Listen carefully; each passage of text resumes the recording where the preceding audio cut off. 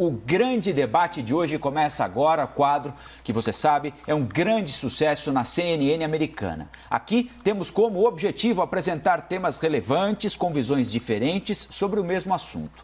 Tudo para você construir a sua opinião, a sua forma de pensar. Os debatedores têm total independência e a opinião deles não reflete a posição da CNN. Vamos à vinheta.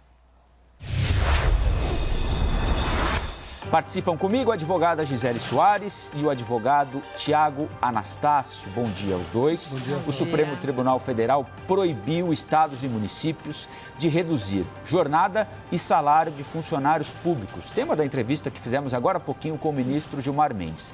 Essa redução está prevista na Lei de Responsabilidade Fiscal, que estabelece um teto de gastos com o funcionalismo.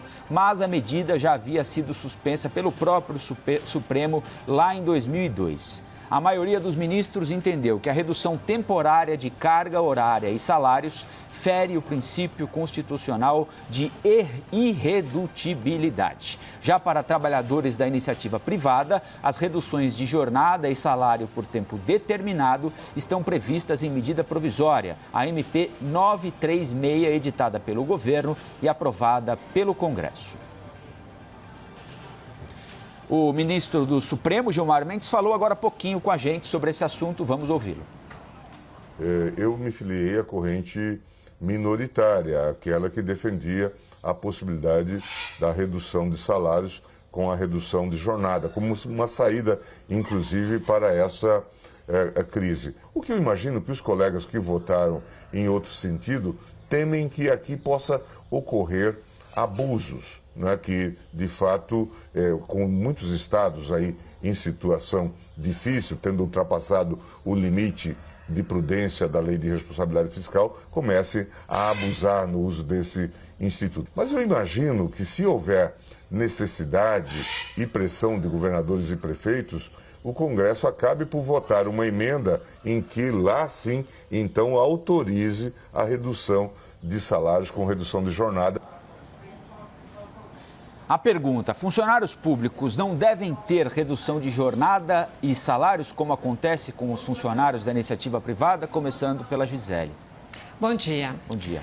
Essa lei de responsabilidade fiscal é uma lei de 2000. Logo depois da sua publicação, houve, então, esse questionamento por associações de servidores públicos, razão pela qual, em 2002, já houve a suspensão para a discussão da constitucionalidade ou não dessa previsão legal, que seria justamente a possibilidade de redução de jornada e de proporcional redução de salários em casos naqueles onde União, estados ou municípios atingissem limites percentuais máximos das suas receitas, justamente para não comprometer o orçamento. Essa discussão foi retomada e justamente neste momento de pandemia, num momento excepcional em que há essa MP vigorando para a iniciativa privada, que também permitiu a redutibilidade de salários, algo que a Constituição não prevê, justamente para a manutenção dos empregos. Então, a medida provisória veio no sentido de autorizar as reduções de salário em 25%, autorizar as reduções proporcionais de jornadas para manutenção dos empregos. Há necessidade de fazer uma verificação, porque empregados da iniciativa privada, servidores públicos, recebem desde sempre tratamentos diferenciados. Os servidores públicos gozam de estabilidade, o que não acontece na iniciativa privada, e, por outro lado, há outros benefícios da iniciativa privada que não são estendidos aos servidores públicos. O que é importante ressaltar neste momento é que todos devem participar dessa mesma medida de possibilidade de redução de jornada e de redução de salário, notadamente nesse momento de pandemia, mas não só. Essa possibilidade, ela deve sim existir. O ministro Alexandre de Moraes, inclusive, fundamentou o seu voto com base na razoabilidade e na eficiência. Então, é preciso que todos os empregados, todos os servidores públicos tenham essa possibilidade, embora a Constituição traga a previsão da irredutibilidade. Ontem fiz uma provocação ao Tiago, dizendo se não seria o tempo de pensarmos ou repensarmos esses preceitos constitucionais. Estamos aqui hoje justamente debatendo um preceito constitucional que vem de tempos antigos e que hoje, de tempos antigos, de 30 anos atrás, quando houve a Constituição, a Assembleia Constituinte, e hoje, numa sociedade em outro momento, estamos aqui justamente rediscutindo esse preceito fundamental. A decisão, ela foi bastante dividida, houve pronunciamento de todos os ministros com uma série de diferentes fundamentos contrários e favoráveis a essa possibilidade de redução. A única preocupação que realmente é preciso que seja levada em consideração, e aí o ministro Dias Toffoli trouxe uma solução para ela, seria justamente a irresponsabilidade do gestor público em não cuidar das suas finanças e acabar punindo os servidores públicos e reduzindo os seus salários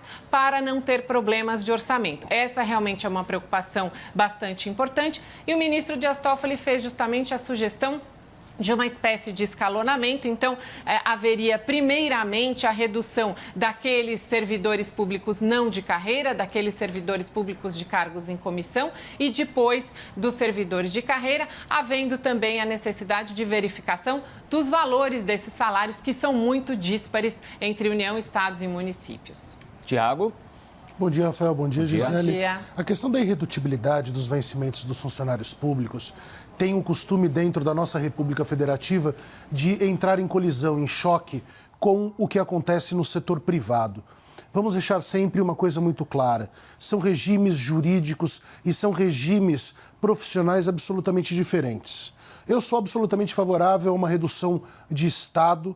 Eu tenho e cavalgo essa ideia desde sempre que o Estado deve ser absolutamente eficaz naquilo que a lei ordena que ele seja eficaz, mas não pode se tornar o servido. Ele não pode ser a figura fim. O Estado não pode ser aquele que detém tudo para si, porque ele só tem uma razão de existir: servir a população. É isso que quer a Constituição da República, é isso o que quer toda a política moderna, todas as construções políticas que foram sendo pensadas e foram sendo, inclusive, pensadas e guerreadas ao longo do tempo. Dito isso, é muito importante dizer o que é muito diferente. Qual seria a minha ideia de Estado e o que pode ser a ideia de Estado. E aí eu vou para a provocação da Gisele, que foi respondida por mim mesmo ontem. Vamos lá. Uma coisa é a base constitucional. É aquilo que não pode ser alterado por emenda constitucional, que são os direitos e garantias individuais e toda a estrutura de Estado brasileiro. Separação entre poderes, a questão federativa, etc, etc, etc. Tudo isso é algo que precisa ficar rígido, precisa ficar firme para que possamos, ao longo do tempo, ter a tranquilidade de um Estado, de fato, prestador de serviços e um Estado controlado para que não vá contra o cidadão. A partir daí, nós não precisamos ficar fechados às ideias de 1988. A Gisele está certa quando aponta que o mundo está mudando e mudando rápido. Para isso, nós temos as emendas constitucionais. Liberdades individuais não foram alteradas em razão de avanços tecnológicos. Talvez a forma de interpretá-los precise melhorar, não esses direitos. A irredutibilidade tem uma característica interessante. Ela serve fundamentalmente para que nós não tenhamos, dentro do poder público, nenhum tipo de retaliação. Não é só a irredutibilidade. Se pegarmos, por exemplo, os juízes, eles também não são movíveis. Eles são inamovíveis de seus cargos. Por quê? Porque ao longo da história demonstrou-se que tirava-se e retirava-se juiz das suas jurisdições porque iam contra o político local. Então existe uma série de proteções. O Supremo Tribunal Federal, não me falha a memória, inclusive num julgamento relatado pelo ministro Sepúlveda Pertence, fala sobre proteção qualificada dos servidores públicos, mas eu entendo, seria muito razoável que todos fizessem esse esforço nesse momento. Mas o que nós queremos talvez não seja aquilo que a Constituição permite. E ela, de fato, não permite. Tanto que o ministro Gilmar Mendes, agora, na sua entrevista, afirmou em letras claras. Ele era favorável à redução, mas disse que o Congresso pode reduzir por emenda constitucional. Então, que seja resolvido por emenda constitucional. Agora, doutora Gisele, eu quero refazer aqui a pergunta que eu fiz ao ministro Gilmar Mendes na entrevista que terminou agora há pouquinho. A gente não acaba criando duas castas, ou seja, aquela dos funcionários públicos que tem de se adequar à crise e muitas vezes aceitar um salário menor em troca de uma carga horária menor também pela manutenção do emprego. E, em contrapartida, os funcionários públicos, e aqui é claro que eu não me refiro a médicos, policiais, mas aqueles que têm mais acesso a gabinetes de deputados e senadores, por exemplo, que estão sempre blindados de qualquer crise, independentemente do impacto dela? Pois é, Rafael. E há também outras diferenças que precisam ser analisadas de forma proporcional. Justamente a questão dos valores desses salários, que são muito díspares de União, estados e municípios. E mesmo dentro de cada um desses entes políticos, há uma diferença, uma distância muito grande desses salários. É preciso fazer uma verificação muito adequada quanto a isso, porque o impacto de 25% num salário alto é muito diferente de um impacto de 25% em um salário muito mais baixo. O impacto de 25% num salário baixo, ele vai comprometer aquele orçamento familiar. Por quê? Porque aquele salário já é um salário bastante limitado, que traz para aquela família ou para aquelas pessoas que gozam do seu sustento provenientes daquele salário de uma forma muito mais reduzida e muito mais ajustada, muito mais limitada. Gisele, me permite? Claro.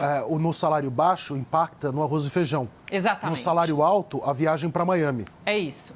Exatamente. Então, o ministro Dias Toffoli, ele fez muito bem essa ponderação, o que eu entendi que foi bastante correto. Então, ele votou com o ministro Alexandre de Moraes pela redução, mas que houvesse justamente essa proporcionalidade. Isso porque aqueles que têm salários mais altos serão muito menos impactados nas atividades, no atendimento das suas necessidades especiais, enquanto que salários mais baixos serão diretamente impactados e por isso essa desproporção e essa dificuldade. E talvez por essa razão muitos ministros tenham votado pela irredutibilidade. Mais uma vez, a preocupação sempre é, Rafael e Thiago, com relação ao gestor público, como gosta de chamar, em homenagem ao nosso governador João Dória, o gestor público, ele precisa fazer a gestão, ele precisa fazer o planejamento, a contenção deste orçamento que ele recebe, que é um orçamento autorizado todo ano.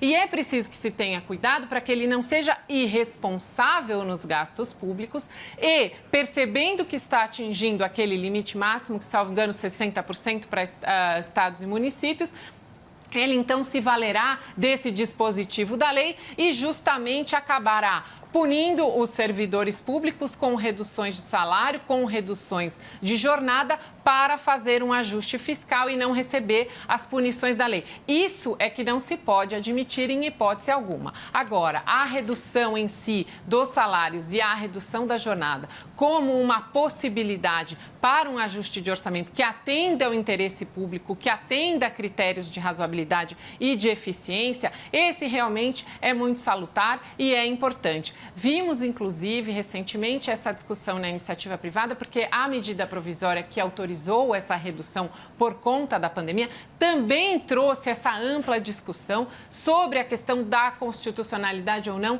dessa possibilidade de irredutibilidade. No caso da iniciativa privada, mais fácil de se fazer essa alteração, até porque vivemos ainda, infelizmente, um momento hoje mais avançado naquela hipótese, num primeiro momento de pandemia. Mas é preciso que essa discussão seja feita e que esses valores sejam bastante criteriosamente analisados, a condição de cada servidor, para que haja realmente essa possibilidade. Até porque, né, Tiago, me parece que há situações muito distintas e fáceis de serem percebidas, né? Você vai poder perceber quando um governador ou um prefeito quer reduzir salários do seu funcionalismo para recuperar qualquer bobagem que ele tenha feita nas contas, ou ele ou o antecessor, ou no estado de calamidade pública, como nós estamos vivendo agora, né? São situações absolutamente distintas, né? E esse é o grande trabalho, o grande problema que nós temos sempre com a discussão legislativa, Rafael. Principalmente no Brasil. Ontem falávamos sobre a questão do trânsito. Multar alguém que está no celular no trânsito, parado, no farol, é igual a multa ou a punição que deve existir para quem está a 180 km por hora falando no celular? São coisas diferentes. Como que colocamos tantas situações diferentes dentro de uma legislação? O meu problema fundamental, e eu comecei sempre a me interessar muito por política, creio que eu tenha me interessado até um pouco tarde, foi quando eu percebi uma coisa tão díspare, uma coisa que eu diria, até vou usar uma palavra forte, Rafael, me permita, e também, Gisele, algo nojento do nosso país. Um professor ganha R$2.000 por mês. Um defensor, um procurador, um juiz no início de carreira ganha 30. Vocês acham que tem futuro? Um Brasil que dá R$2.000 para quem cuida do futuro e R$30.000 para quem cuida do passado? Não que os juízes devam ganhar menos, não é isso. Mas deve sempre existir um escalonamento, deve existir um início de carreira, um meio de carreira, um final de carreira. Da mesma forma, um professor. Vejam só, a coisa que mais nós deixamos para lá no país é o professor. Temos futuro? Não temos. Que é quem deveria ganhar mais. Quem que mais todos deveria os outros, ganhar. né, Thiago? Dizem que até no Japão é a única pessoa que pode olhar nos olhos de um imperador. Porque é a única pessoa capaz de ensinar algo ao imperador. E nós temos aqui a falência dos professores. Eu tenho amigos que são professores catedráticos de direito que ganham 5 mangos por mês. Enquanto qualquer funcionário público, em razão aí das legislações, inclusive estaduais, vão acumulando ao longo do tempo, e nós sabemos que em vários setores existem funcionários de 3º ou 4º escalão que estão acima do teto do Supremo Tribunal Federal. Esse é um problema. Agora, como que a gente resolve isso, Rafael? Esse é o drama. São tantas situações de Brasil que, para nós pensarmos a legislação, a Constituição, o Código Civil, cada um deveria ter 6.000 páginas. Ok. Tá vendo como minha provocação foi importante, Thiago? É que eu acho... aqui discutindo repensar Sempre. o Estado Mas em vários sabe que segmentos. eu só discordo num aspecto. Eu acho que não é com nova Constituinte, porque nós vivemos um momento muito ruim de país e de mundo. Eu acho que nós não podemos impor a verdade de hoje para o futuro. Mas para isso existe a emenda constitucional. É que tem que ser levado a sério, tem que ser discutido a sério. O texto final do projeto de lei das fake news prevê que, para criar contas em redes sociais, os usuários terão de fornecer um número de celular registrado no Brasil, além de um documento de identidade. A proposta também prevê o recadastramento de todos os chips de celulares do país. A proposta ainda quer que as administradoras de redes sociais guardem informações sobre mensagens encaminhadas em massa e limitem o número de pessoas em grupos, como os de WhatsApp. Para esse tema, pergunto aos nossos 2 debatedores: a proposta de lei de fake news vai num caminho correto ou abre caminho para censura e põe em risco a privacidade dos usuários? Quero começar agora com o Tiago. Então, Rafael, esse é um assunto muito polêmico que dá aso para grandes discussões. Eu, particularmente, não tenho nenhum problema em dar o meu nome, o meu RG, o meu número de telefone e recadastrar o meu chip de aparelho celular. Eu estou tranquilo, quero que a Gisele também esteja tranquila sobre isso. Sim. O grande ponto aqui que se coloca é a invasão de privacidade das pessoas? Creio que não. Por que creio que não? Porque é um serviço que não é público, é um serviço privado. Você usa o WhatsApp e o Twitter, por mais que sejam relevantes no mundo de hoje, porque você quer. Ninguém está te obrigando a isso. Agora, nós temos que pensar de uma forma muito mais ampla isso.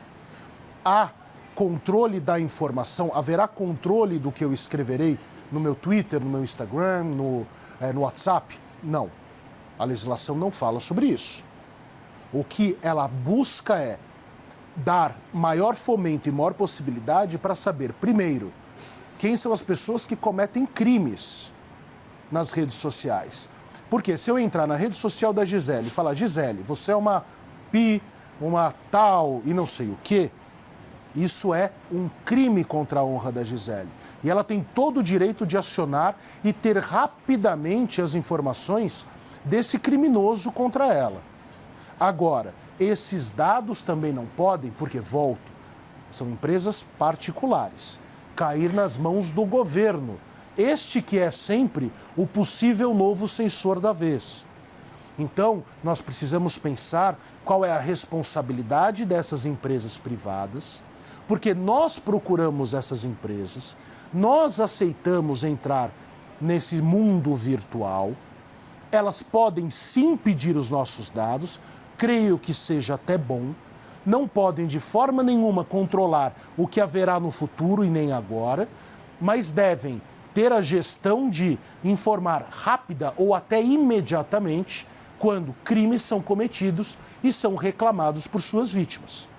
E também devem ser responsabilizadas com firmeza quando o Estado conseguir, aí na arapongagem, em modos de investigação que vivem às sombras, dados de pessoas, porque serão grandes coletores de dados. Então temos que ter muito cuidado. É importante muito cuidado nesse momento, porque liberdade de expressão é absoluta. É absoluta. A censura é inadmissível. É inadmissível. Vou até citar a Dilma, e olha que eu não sou de citar a Dilma, a Gisele sabe disso. Ela tem uma expressão muito feliz. Controle de imprensa é o controle remoto. Só. Nisso ela acertou e acertou bem. Agora, e também de todas as outras liberdades de expressão. Agora, deve existir mecanismos. E digo como advogado criminalista, é um inferno conseguir os dados de um crime, em um crime virtual. É um inferno, o Estado está mal aparelhado. Infelizmente, os policiais que fazem investigação cibernética não recebem o incentivo necessário, a aparelhagem necessária. Então, nós precisamos sim mudar isso. E precisamos sim nos basear e basear a crítica em uma coisa, ao espelho. Okay. Eu não tenho problemas em dar isso. Quem tem, tem porquê. Disparos em massa são complicados no mundo eleitoral? Muito. Então é necessário um jogo aberto, um diálogo franco. Doutora Gisele? Pois é, Tiago, fazer uma análise de uma lei que é chamada Lei Brasileira de Liberdade, Responsabilidade e Transparência na Internet, eu não sei porque que ela foi apelidada de lei de fake news. Eu tenho um problema com o anglicismo e ainda mais neste aspecto, porque esse realmente é o nome da lei e que traz com muito mais proximidade o que ela pretende regular. Qual é a dificuldade e o que é que nós precisamos ficar muito atentos quando analisamos uma lei como essa? Preciso que essa lei seja extremamente objetiva, que ela traga critérios muito claros, muito transparentes de como será feita essa conduta. Então, primeira coisa, ela precisa definir com clareza qual é o objeto, quem são os sujeitos ativos e os sujeitos passivos desta lei.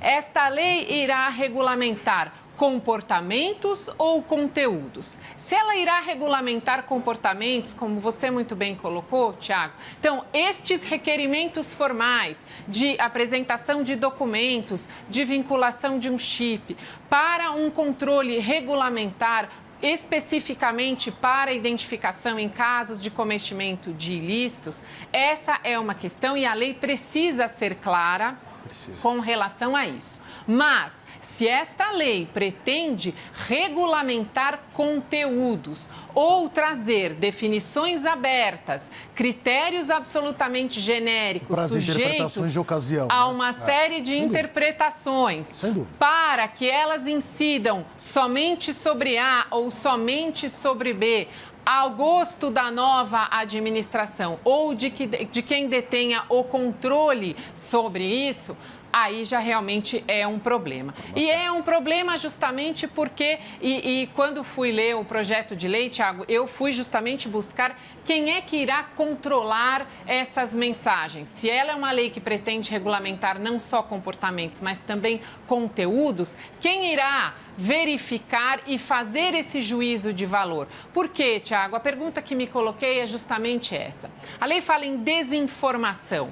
Uma charge, um meme, uma piada, uma paródia não poderiam ser consideradas desinformação? Porque trazem em seu conteúdo algo muitas vezes lúdico, às vezes até ofensivo, a depender da interpretação de quem recebe aquelas mensagens de cunho muito mais artístico, de cunho de humor.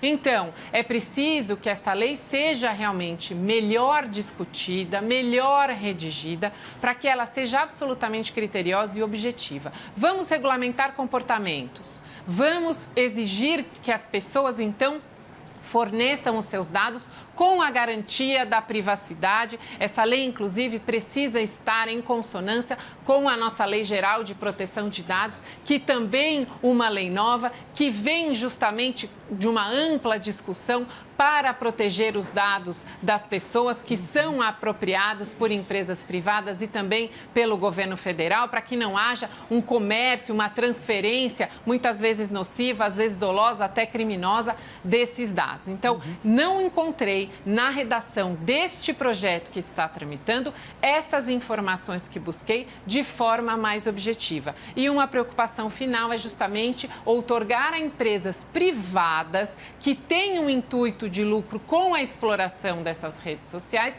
que elas façam essa verificação do que é desinformação, do que seria ofensivo, do que poderia configurar injúria, calúnia ou difamação. É só essa a minha dificuldade. Acho que a liberdade de expressão precisa realmente, Tiago, como você disse, ser preservada, é nossa garantia constitucional. Eu citei mais cedo, inclusive, o projeto está na pauta para ser votado hoje, não garante que será votado, mas está na pauta para ser votado hoje, mas há um pedido de adiamento dessa votação feito por uma série de organizações, entre elas a Human Rights Watch, a ABRAGE, que é a Associação Brasileira de Jornalismo Investigativo, porque acham que o tema, no mínimo, foi pouco debatido e pode abrir margem para que, eventualmente, especialmente governos, tentem estabelecer alguma espécie de controle indevido sobre aquilo que é disseminado em redes sociais. E nós aqui não estamos falando de fake news, mas de material que deve circular com liberdade para evitar que agentes do Estado, eventualmente lá na frente, usem essa mesma legislação para tentar impor alguma espécie de limite indevido, por exemplo, a uma publicação jornalística que os desagrade. Censura, né, Rafael? Censura não pode. A gente não pode admitir a censura em hipótese alguma. É disso que a gente está falando. Vamos partir para os nossos argumentos finais agora do grande debate desta quinta-feira, dia 25 de junho, começando com a doutora Gisele. Obrigada, Tiago. Obrigada, Rafael. Mudando um pouco aqui o foco dos assuntos que debatemos, eu gostaria de comentar duas notícias muito importantes que o Brasil recebeu ontem. A primeira delas foi a aprovação do Marco Legal do Saneamento Básico, uma lei extremamente importante, uma medida que já aguardávamos há muito tempo. Hoje, no Brasil, 100 milhões de pessoas não têm acesso à água tratada, não têm acesso à rede coletora de esgoto. Nós estamos falando num universo de 210 milhões de habitantes, 100 milhões deles estão alijados do saneamento básico.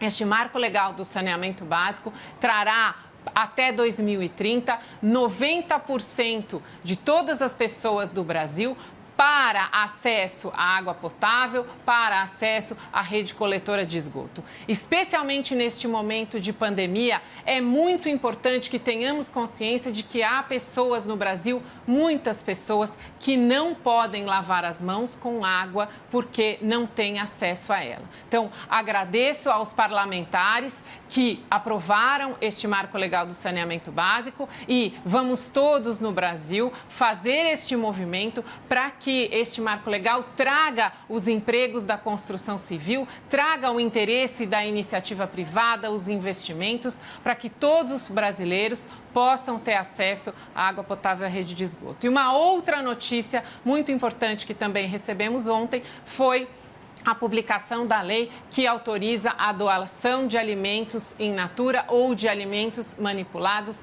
excedentes às pessoas. Essa também era uma vontade das pessoas, dos restaurantes, dos feirantes, de todos aqueles que possuem excesso de alimentos que ainda estão em plenas condições de consumo e que não podiam fazer essas doações por questões de restrição de saúde. A lei, então, ontem foi sancionada pelo presidente Jair Bolsonaro, pela ministra Tereza Cristina e também pelo ministro Onyx Lorenzoni. Um outro agradecimento que faz, porque neste momento de pandemia e também no futuro do nosso país, na pós-pandemia, que já sabemos serão tempos muito difíceis, muito desafiadores, a nossa economia está muito fragilizada, é muito importante que possamos fazer essa doação de alimentos, que as redes de restaurantes, que as feiras livres, que todas as pessoas que possuem, que produzem, que manipulam alimentos, que elas possam ter esse cuidado